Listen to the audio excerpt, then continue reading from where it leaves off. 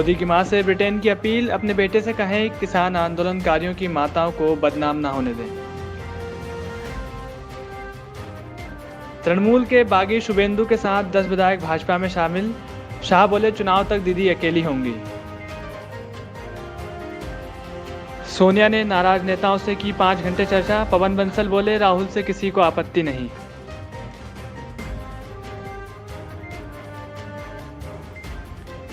Adelaide test में भारत की शर्मनाक हार, 8 विकेट से जीती ऑस्ट्रेलिया।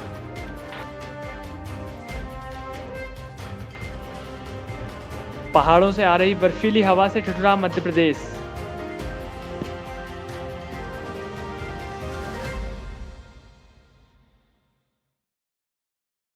नमस्कार, मैं हूं एमसाना राठौर और आप देख रहे हैं संवाद न्यूज। आइए बढ़ते हैं आज की बड़ी खबरों की ओर। ग्वालियर जिला प्रशासन और आबकारी विभाग ने एक गोदाम में रखी 27,000 पेटी बियर को नष्ट कर दिया है। नष्ट की गई बियर की कीमत 10 करोड़ रुपए बताई जा रही है, जिसकी एक्सपायरी डेट निकलने के बाद ये कार्रवाई की गई है। दरअसल ग्वालियर में मदिरा नष्टीकरण विशेष अभियान चलाकर प्रशासन और आबकारी विभाग इन दिनों जब्त शराब को नष्ट कर रहा है, लेकिन बीते दिन बियर का नष्टीकरण अलग कारण के चलते हुआ। दरअसल लॉकडाउन के चलते 27,000 पेटी बियर की बिक्री नहीं हो सकी और ये गोदाम में रखी रह गई, जिस कारण इसकी एक्सपायरी डेट निकल गई तो इसे वरिष्ठ अधिकारियों की देखरेख में नष्ट किया गया। नष्ट की गई बियर की कीमत 10 करोड़ बताई जा रही है, जिसे एक रोड रोलर और एक जेसीबी की मदद से नष्ट किया जा रहा है। 6 महीने के बाद एक्सपायर हो जाती है, तो एक्सपायर होगा फिर नष्टीकरण इसका होता है। तो वो ही आज यहाँ पे हो रहा है कि 6 महीने से ज़्यादा की जितनी बियर थी हमने उसका नष्टीकरण हो रहा है और लगभग 27,000 पेटियाँ थी और लगभग कीमत इसकी 10 करोड़ के करीब है। हाँ, नष्टीकरण हो रहा है। केवल जी किसकी आबकारी जब्ती थी कि मतलब नहीं, जो गोदाम था, ये कंपनी का गोदाम था, FL10 था, ये FL10 था। लॉकडाउन में इसका इशू नहीं हो पाया तो ये एक्सपायर हो गए, इसलिए ये 6 महीने नष्ट किया। कितनी गाड़ियाँ नष्ट करने में लगी हुई है? नष्टी में लगे, एक जेसीबी लगी है, 2 रोड रोलर लगे हुए हैं, सब स्टाफ भी लगा हुआ है, सब नष्ट। तो कितना समय लगेगा इसको नष्ट करने? देखो शाम तक हो जाएगा, कोशिश कर रहा है कि शाम तक हो जाए, लेट देर रात तक हो जाए। ग्वालियर पुलिस ने मीटर रीडर और सुपरवाइजर के खिलाफ धोखाधड़ी का मामला दर्ज किया है। आपको बता दें कि मामला पड़ाव थाना क्षेत्र स्थित बिजली विभाग का है, जहां बिजली विभाग के एई ने पुलिस में शिकायत की है कि कंपनी के मीटर रीडर अजित राजावत ने पिछले 10 महीने से सही मीटर रीडिंग नहीं ली है और उपभोक्ता को अगस्त में करीब 4,000 यूनिट का बिजली बिल थमा दिया और इस बिल को एडजस्ट करने के नाम पर सुपरवाइजर 20,000 रुपए की मांग कर रहे थे। इस शिकायत की जांच करने पर पाया कि मीटर रीडरों द्वारा सही रीडिंग नहीं की गई है। इधर एई की शिकायत पर पुलिस ने मामला दर्ज कर जांच शुरू कर दी है। मिस्टर रवि अग्रवाल के द्वारा उनके पास आए और बोले कि आपका 38,000 रुपये ये बिल आया है मीटर रीडिंग का। उनने पूछा भाई हमारे एकदम से कैसे आके, बोले जो पिछला सब कुछ मिला के रीडिंग है उसका बिल है, जबकि नियम ये है कि इनको जो कंपनी है रीडिंग का काम जो कर रही है उसको हर महीने इनका रीडिंग का मीटर रीडिंग लेना है और हर महीने उसी हिसाब से बिल देना था। इन्होंने धमकी भी दी, बोले या तो आप इसको करो, हमें 20,000 रुपये दे दो और हम आपका ये मामला यहीं पर रफा दफा करवा देंगे। तो इस आवेदन पत्र पर से तत्काल प्रकरण अपने वरिष्ठ अधिकारियों को संज्ञान में लाकर धारा 420, 511, 506 का प्रकरण पंजीबद्ध किया गया अजीत राजावत और रवि अग्रवाल। ग्वालियर में हाई कोर्ट के आदेश पर पुलिस ने तत्कालीन बहोड़ापुर थाना प्रभारी सब इंस्पेक्टर आरक्षक पर केस दर्ज कर लिया है। बता दें कि इन अधिकारियों पर पद के दुरुपयोग सहित भ्रष्टाचार निवारण अधिनियम के तहत केस दर्ज किया गया है।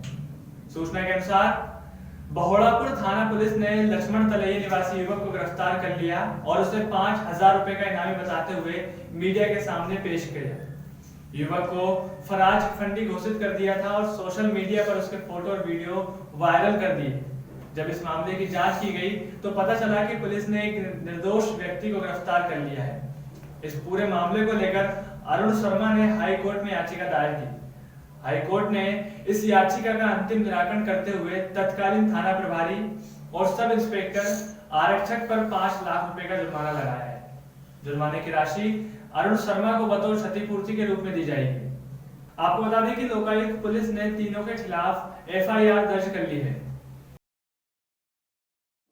इसमें एक बहोड़ापुर के तत्कालीन थाना प्रभारी श्री राजपूत साहब और एक सब इंस्पेक्टर थी संजीता मिंज और एक आरक्षक अंचल शर्मा, इनके विरुद्ध रिट पिटीशन लगाई गई थी, जिसमें माननीय न्यायालय ने इनके विरुद्ध भ्रष्टाचार निवारण अधिनियम और आईपीसी की विभिन्न धाराओं के तहत अपराध पंजीबद्ध किए जाने के आदेश जारी किए थे। उसी आदेश के तारतम्य में इन तीनों आरोपियों के विरुद्ध लोकायुक्त संभाग ग्वालियर में दिनांक 15/12/2020 को अपराध पंजीबद्ध किया गया और इसकी अभी विवेचना प्रारंभ की गई। भांडेर में झांसी रोड मंगल वाटिका के पास घर में आग लगने का मामला सामने आया है। आपको बता दें कि महिला घर में सुबह गैस पर चाय बना रही थी कि अचानक रेगुलेटर में आग लग गई। महिला के चिल्लाने पर पड़ोसी दौड़ पड़े और जैसे ही रेगुलेटर हटाया, सिलेंडर में लगी पिन से गैस निकलने लगी। उधर पड़ोसियों ने तुरंत पुलिस को सूचना दी। पुलिस ने मौके पर पहुंचकर गैस एजेंसी संचालक को फोन लगाया। संचालक ने अग्निशामक यंत्र की मदद से आग पर काबू पाया। इससे पहले भी गैस सिलेंडर के विस्फोट से 3 लोगों की जान जा चुकी है। बताया जाता है कि उसमें भी पिन के द्वारा गैस लीक हुई थी। पहले भी हुए गैस कांड में अनेकों मकान क्षतिग्रस्त हो गए थे। ये किशोरीलाल साहू का मकान है हमारे सामने। उनकी माताजी रहती है इसमें। माताजी खाना बना नाश्ता बना के लिखती और जैसे ही उन्होंने रेगुलेटर बंद करा जैसे उसमें से गैस निकलने लगी। जब गैस लीक हुई तो वो चिल्ला नहीं, तो बाहर से मैंने अपने दुकान का नौकर है जो लला कहते हैं सेंगर, उसको भेजा तो उसने रेगुलेटर जैसे ही उसमें से निकाला तो और ज़्यादा गैस निकलने लगी। तो मंदिर में दीपक जल रहा था, उस डर से वो सीधा जो है माताजी को लेके खींच के नीचे उतरा। जैसे वो चीनी में आ पाया और उस छत की चट्टानें राख से हो गई, एकदम हो गई। तो सब लोग बच गए, किसी प्रकार का कोई जनहानि या किसी प्रकार का कोई। गुना में तेज रफ्तार से आ रही टैक्सी अनियंत्रित होकर बैरिकेड से टकराकर पलट गई। गौरतलब है कि टैक्सी में कोई सवारी मौजूद नहीं थी। टैक्सी में चालक और उसका एक साथी ही मौजूद था। इस हादसे में टैक्सी के परखच्चे उड़ गए, साथ ही ड्राइवर गंभीर रूप से घायल हो गया और वहीं साथी को मामूली चोटें आई हैं। सूचना मिलते ही ट्रैफिक पुलिस और गुजर रहे लोगों ने दोनों को जिला अस्पताल पहुंचाया, जहां दोनों का इलाज जारी है। सिंगरौली जिले के मोरबा थाना प्रभारी द्वारा बड़ी कार्रवाई की गई है।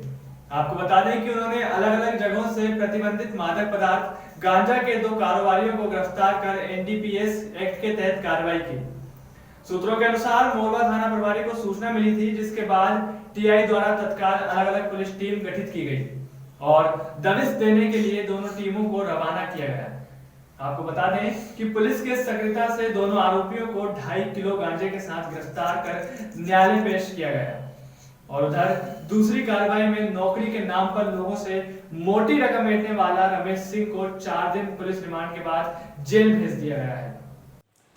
दिनांक 17-18 के दरमियानी रात मुखबिर से सूचना मिली कि खिरवा के निवासी 2 व्यक्ति हैं जो कि गांजे का अवैध कारोबार कर रहे हैं, जिसकी तस्दीक हेतु यहाँ से स्टाफ रवाना किया, जिनमें आशीष कुमार बिन और भगवान दास सिंह के कब्जे से टोटल 2.5 किलो गांजा जब्त किया गया एवं समस्त कार्रवाई के बाद दोनों को जेल भेज दिया गया। इंदौर शहर की सड़कों पर दौड़ती बैलगाड़ियों और बैलगाड़ी पर सवार नारे लगाते लोग, ये नजारा शनिवार को रीगल चौराहे पर देखने को मिला।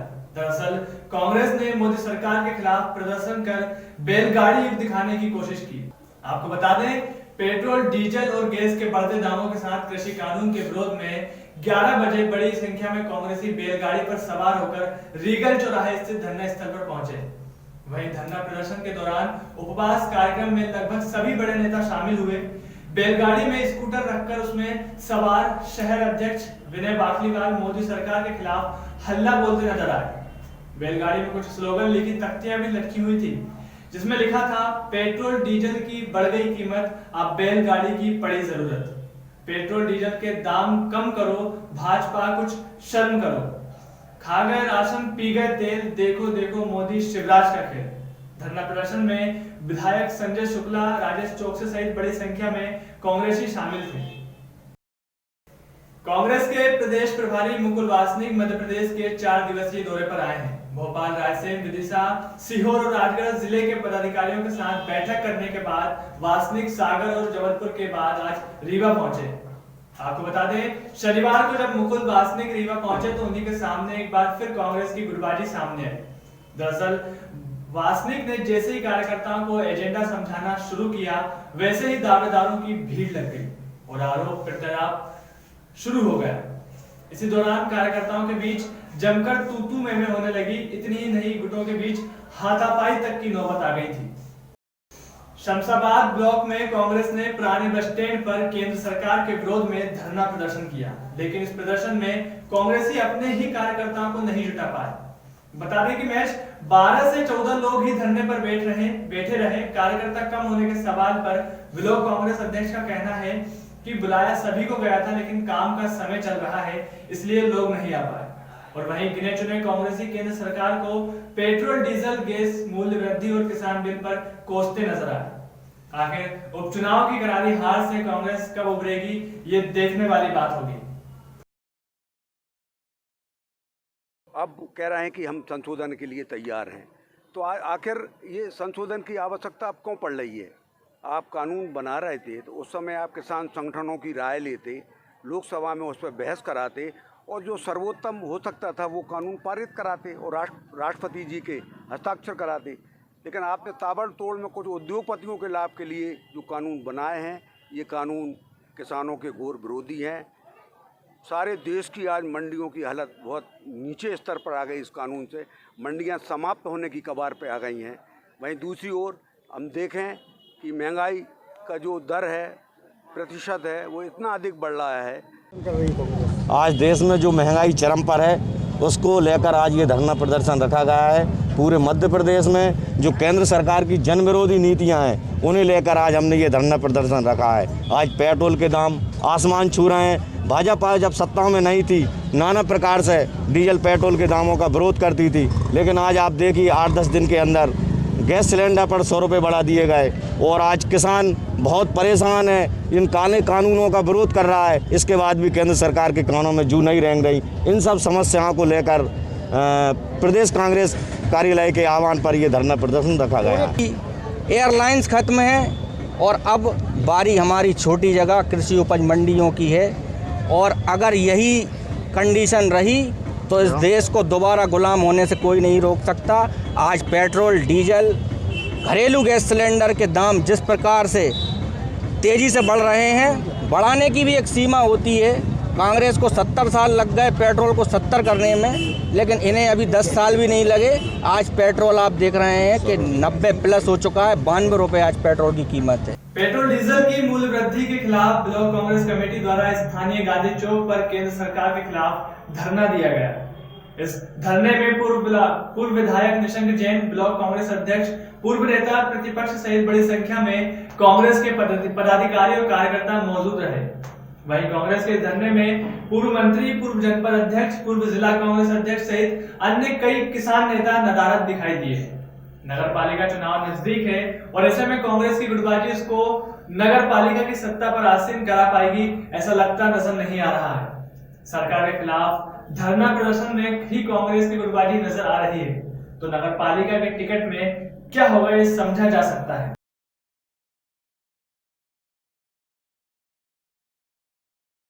इंदौर में चोरी की बड़ी वारदात सामने आई है। छोटा सराफा के खियालाल कॉम्प्लेक्स में सोने की ज्वेलरी बनाने के कारखाने में चोरों ने धावा बोला और चोर दुकान के ताले चटका दिए।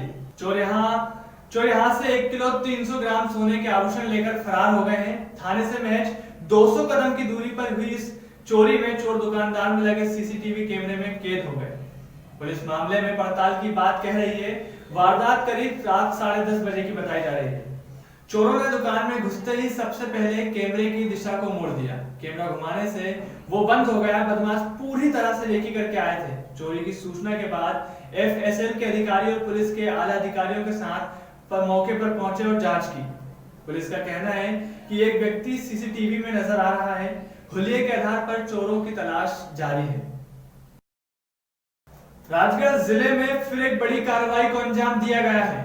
आपको बता दें, पूर्व कुख्यात अपराधी और डकैत हरि सिंह का खास गुर्गा पुलिस की गिरफ्त में आ चुका है। बदमाश के पास से अवैध हथियार रखे मिले हैं। अंदाजा लगाया जा रहा है कि बदमाश किसी बड़ी घटना को अंजाम देने की फिराक में था। उसके पास से अवैध 15 देसी कट्टे सहित 8 जिंदा कारतूस बरामद किए गए हैं। आपको बता दें कि जिले में अवैध हथियारों की धरपकड़, अवैध शराब, भूमाफिया, रेत उत्खनन सहित चिटफंड कंपनियों के विरुद्ध कड़ी से कड़ी कार्रवाई करने हेतु लगातार अभियान चलाया जा रहा है, जिसके तहत जिला पुलिस कप्तान के कड़े निर्देश समस्त थाना प्रभारियों को दिए गए हैं। शनिवार को मुखबिर की सूचना के आधार पर एक बड़ी कार्रवाई को अंजाम दिया गया है, जिसके तहत पूर्व कुख्यात अपराधी एवं डकैत हरि सिंह उर्फ हरिया का एक खास गुर्गा पुलिस की गिरफ्त में आया है, जिसके कब्जे से अवैध हथियारों का जखीरा बरामद किया गया है। अभियान चलाया गया है, इसमें अभी हम लोग चिटफंड, धोखाधड़ी और इस तरह के अन्य जो कुख्यात अपराधी हैं उनको ख़त्म करने का निर्देश दिया गया है। तो जो पुराने अपराधी हैं उनमें से कईयों का हम लोगों ने अभी जो उनके अवैध कब्जे, अवैध निर्माण थे उनको तोड़ा है, प्लस जो पुराने लिस्टेड गुंडे हैं या हिस्ट्री शीटर्स हैं उनके संबंध में भी जानकारी और उनकी अभी की परिस्थितियों में जो अवैध गतिविधियां हैं उन पर नज़र रखते हुए उनके विरुद्ध भी कार्रवाई की जा रही है। राजगढ़ जिले के एक पुराने अपराधी जिसकी हत्या इसी वर्ष अप्रैल-मई में कर दी गई थी, उसी हरि सिंह का एक साथी पुलिस को पकड़ में आया है जो तभी से राजगढ़ से दूर हो गया था और यहाँ की गतिविधियों से दूर हो गया था। झालावाड़ के नागेश्वर तीर्थ पेड़ी उन्हेल के मंदिर परिसर में शनिवार को journalist association of Rajasthan jar के प्रदेश कार्यकारिणी की समिति बैठक आयोजित की गई।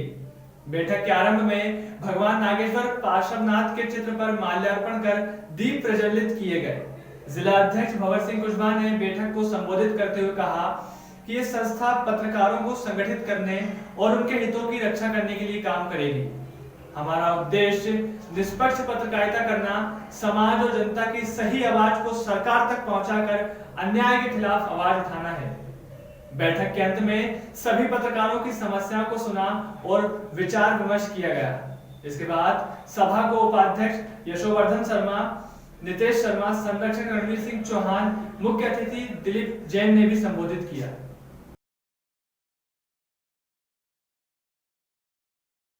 मध्य प्रदेश और छत्तीसगढ़ की तमाम खबरों के लिए बने रहिए हमारे साथ और देखते रहिए संवाद न्यूज।